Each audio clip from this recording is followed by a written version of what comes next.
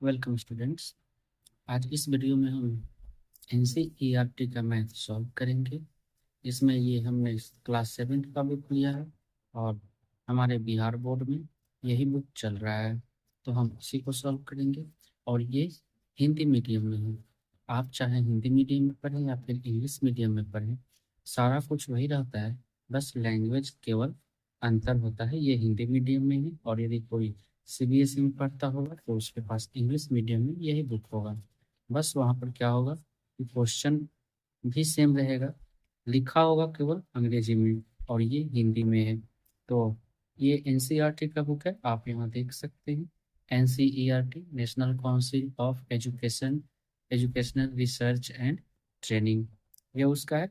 और साथ में नीचे लिखा हुआ है state council of educational research and training Bihar, यानी बिहार के द्वारा, बोर्ड के द्वारा ये बुक चलाया जा रहा है। तो हम यहाँ पे क्वेश्चन को सॉल्व करेंगे। आप चाहे हिंदी मीडियम में पढ़ रहे हो या फिर अंग्रेजी मीडियम में, आप इसको देख करके यहाँ से आप अपने क्वेश्चन को सॉल्व कर सकते हैं।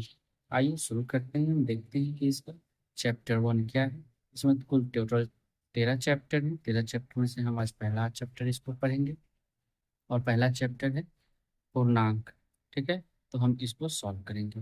उससे पहले आपसे रिक्वेस्ट है, अभी तक आपने हमारे चैनल को सब्सक्राइब नहीं किया है तो कृपया इस चैनल को सब्सक्राइब कर लें, लाइक शेयर और कमेंट भी जरूर करें। चलिए शुरू करते हैं। इसका एक्सरसाइज 1.1, हमारे पास एक्सरसाइज 1.1 में ये प्रश्न है और कुल 4 प्रश्न है इसमें।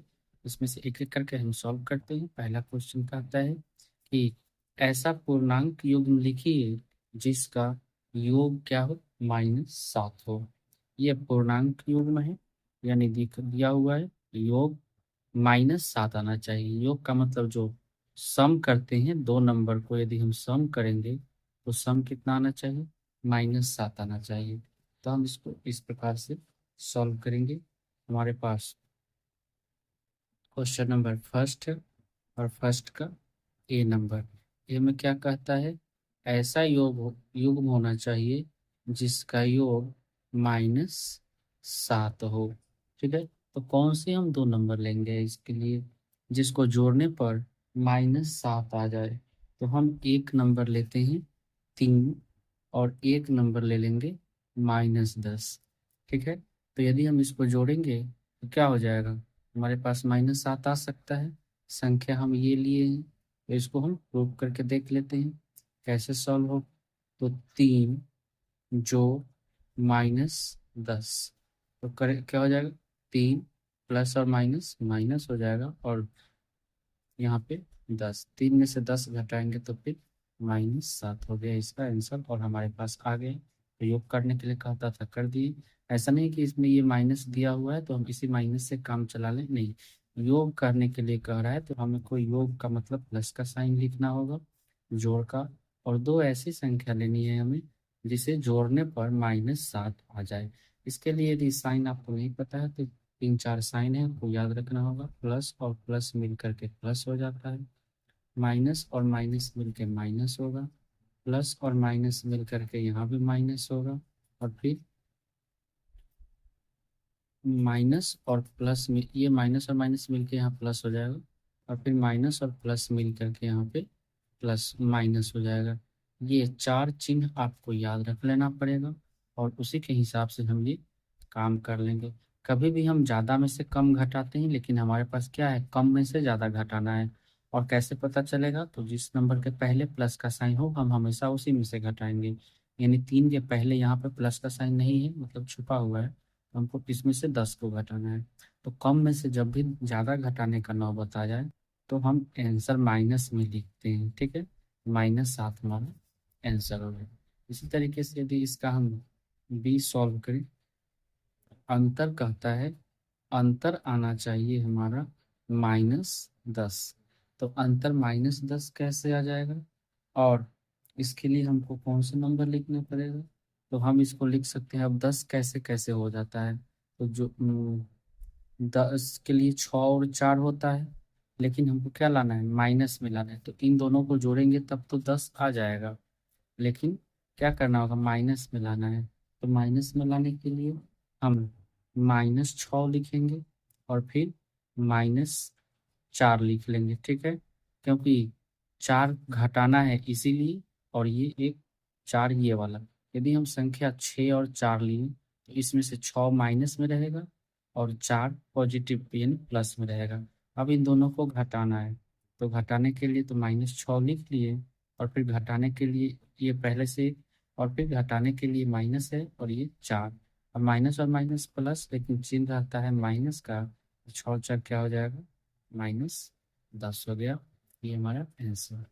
इसी तरीके से अब इसका सी नंबर हम सॉल्व करते हैं। सी में क्या लाना है, योग, क्या लाना है हमको, 0 लाना है। तो 0 कैसे आएगा, किसी भी संख्या को, यदि एक संख्या -2 है और एक संख्या +2 है, यानी इसके पहले कोई नंबर नहीं है, सॉरी चिन्ह नहीं है, यानी प्लस का है।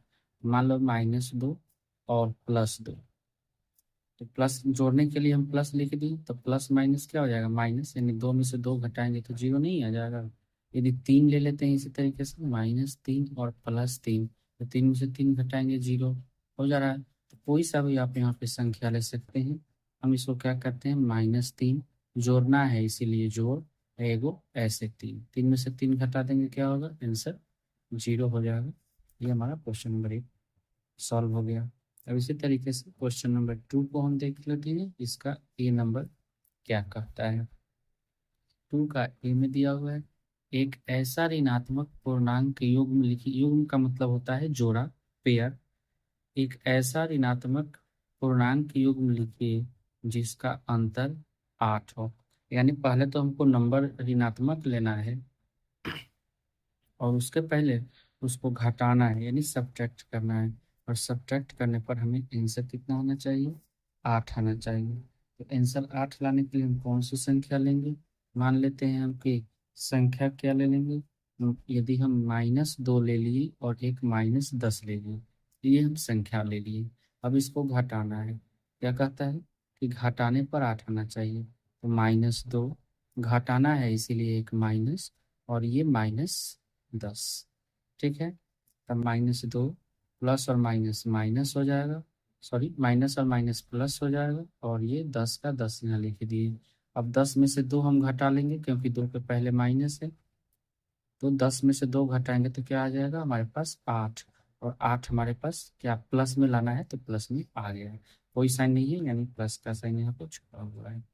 बी नंबर में क्या कहता है, इसी तरीके से कि एक हमें ऋणात्मक पूर्णांक लेना है और एक धनात्मक पूर्णांक लेना है, यानी एक माइनस वाला और एक बिना माइनस वाला, और उसके बाद उन दोनों को जोड़ देना है। तो जोड़ने पर हमें आंसर 5 आना चाहिए, ठीक है। ऐसी कौन सी संख्या होगी, तो हम यदि मान लेते हैं कि हम यदि संख्या ले लें, एक ले लेते हैं 6 जो कि कहता है ऋणात्मक में है, और एक संख्या लेते हैं 1 जो कि कहता है धनात्मक में, यानी बिना माइनस वाला, ठीक है। 2 संख्या हमारे पास हो गई। अब इसको जोड़ना है आपस में, तो चलिए जोड़ते हैं, -6 जोड़ना है तो प्लस, और ऊपर से ये एक एक यहाँ पे लिख दिया। अब देख लीजिए प्लस और माइनस क्या होता है, माइनस होता है। हमें हमेशा प्लस वाले में से घटाना होता है, यानी एक के पहले प्लस है तो एक में से घटाएंगे, तो एक में से तो 6 घटेगा नहीं, इसीलिए हम माइनस को लिखेंगे। अब 6 में से 1 घटा लेंगे तो 6 में से 1 जगह घटेगा तो फिर 5, आंसर -5 आ गया, और यहाँ पर -5 में ही हमको कह रहा था आंसर लाने के लिए, तो ये हो गया। आगे इसका सी नंबर सॉल्व करते हैं। सी नंबर में भी इसी तरीके से है, कहता है कि एक धनात्मक पूर्णांक लिखना है, सॉरी ऋणात्मक, और एक धनात्मक, और उसका अब अंतर यहाँ निकालना है, यानी घटाव करना है, डिफरेंस, और तब आंसर आना चाहिए -3। तो -3 लाने के लिए हम कौन सी संख्या ले सकते हैं, हमारे पास एक पहले ऋणात्मक लेना है तो हम -1 लिख लेते हैं, और उसके बाद कौन सी संख्या लेंगे, एक और संख्या, हम 3 बनाना है ना माइनस में, तो हम 2 ले सकते हैं, ठीक है। अब यदि हम 2 ले लिए तो ये, अब चलिए घटाते हैं, तो -1, और घटाना है इसीलिए माइनस, और ये वाला 2, माइनस और माइनस क्या हो जाएगा, प्लस, यानी नंबर प्लस हो जाएगा, लेकिन चिन्ह देखते हैं माइनस का, तो हो गया -3, और यही कह रहा था हमको लाने के लिए। तो ये था क्वेश्चन नंबर 3, 2 का सी नंबर। आगे बढ़ते हैं क्वेश्चन नंबर 3 को देखते हैं। कहता है किसी प्रश्नोत्तरी के 3 उत्तरोत्तर चक्करों में टीम ए द्वारा प्राप्त किए गए अंक -40, 10 और 0 थे, और टीम बी द्वारा प्राप्त किए गए अंक 10, 0 और -40 थे। किस टीम ने अधिक अंक प्राप्त किए? क्या हम कह सकते हैं कि पूर्णांकों को किसी भी क्रम में जोड़ा जा सकता है? तो चलिए पहले हम जो क्वेश्चन पहला कहता है उसको कर लेते हैं। कहता है किस टीम ने अधिक अंक प्राप्त किए, तो हम जो टीम अधिक अंक प्राप्त किया हम उसको सॉल्व करते हैं। Question number 3। 3 के लिए हमारे पास दो टीम है, एक टीम ए है और एक टीम बी है। टीम ए के द्वारा जो अंक प्राप्त किया गया है वो है -40, 10 और 0। टीम बी के द्वारा जो नंबर प्राप्त किया गया है वो है 10, 0 और -40। अब कहता है कितने अंक प्राप्त किए, तो इन सबको जोड़ लेंगे हम। -40 +10 +0, तो -40 और 10 में 0 जोड़ेंगे तो 10 ही हो जाएगा। अब 10 में से 40 घटाएंगे तो आंसर आ जाएगा कितना, -30। इसी तरीके से इसको सॉल्व करेंगे तो 10 जोड़ 0 और जोड़ -40, ठीक है। 10 में से 0 जोड़ेंगे तो 10, प्लस माइनस -40, 10 में से 40 घटाएंगे तो -30। क्या आया, दोनों का उत्तर सेम आया। तो कहता है कि किस टीम ने अधिक अंक प्राप्त किए, तो किसी ने भी अधिक अंक प्राप्त नहीं किए, दोनों टीमों को समान अंक मिला। तो हम लिखेंगे दोनों टीमों को समान अंक मिले। कितने मिले दोनों टीमों को, तो -30 मिला है, ठीक है। अब कहता है आगे दूसरा क्वेश्चन कहता है कि क्या हम कह सकते हैं कि किसी की पूर्णांकों को किसी भी क्रम में जोड़ा जा सकता है, तो बिल्कुल जोड़ा जा सकता है। यहाँ देखिए ये अलग क्रम है और ये एक अलग क्रम है, आप और भी अलग क्रम बना सकते हैं, पहले 0 फिर 10 फिर -40, या आप और जो भी बनता है क्रम आप उसको लिख सकते हैं। तो हम सीधा इसका आंसर लिख देंगे, हाँ ठीक है, दोनों का आंसर हो गया। आगे बढ़ते हैं और क्वेश्चन नंबर 4 को देखते हैं। क्वेश्चन नंबर 4 में कहता है कि निम्नलिखित कथनों को सत्य बनाने के लिए रिक्त स्थानों की पूर्ति करें, यानी जो खाली जगह है उसको भरना है। मतलब ये देख लीजिए -5 है और प्लस -8 है इक्वल टू, फिर -8 है और प्लस का साइन देकर खाली जगह है, यानी इसको जोड़ने पर और यहाँ पे कौन सी संख्या लिखें कि जोड़ने पर दोनों तरफ आंसर ना सेम आ जाए। तो इसमें ज़्यादा कुछ दिमाग नहीं लगाना है।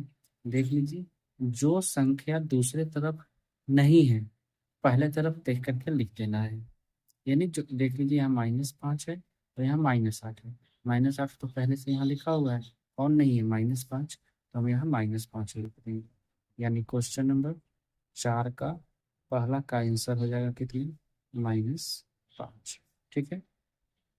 सेकंड में क्या कहता है, सेकंड में कह रहा है यहाँ पर कि +53 है और प्लस यहाँ खाली जगह है, तो -53 में क्या जोड़ेंगे कि फिर हमको वही सेम आंसर आ जाएगा -53।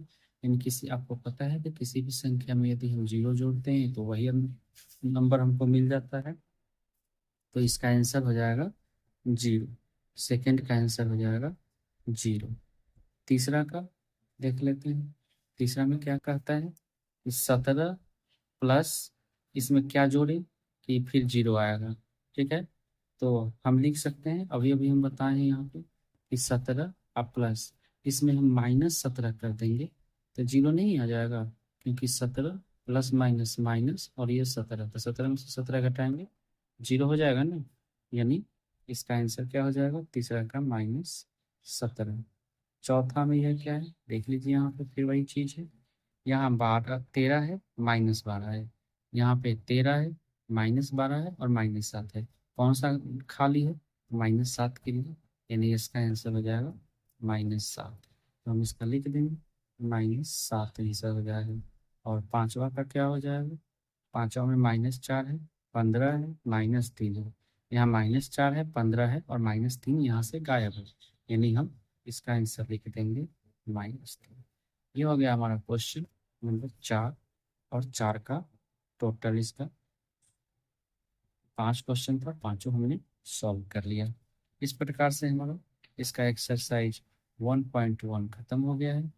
एनसीईआरटी बिहार बोर्ड क्लास 7 का ये मैथ है। आप चाहें तो इसका स्क्रीनशॉट ले सकते हैं, कुछ देर के लिए इसको रोक दे रहे हैं।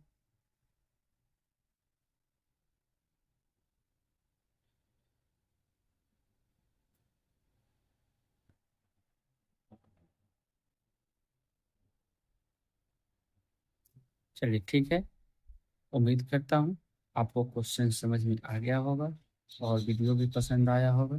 तो एक बार फिर से आपसे रिक्वेस्ट है कि हमारे चैनल को कृपया लाइक, शेयर और सब्सक्राइब जरूर करें, साथ ही साथ कमेंट भी करें। धन्यवाद।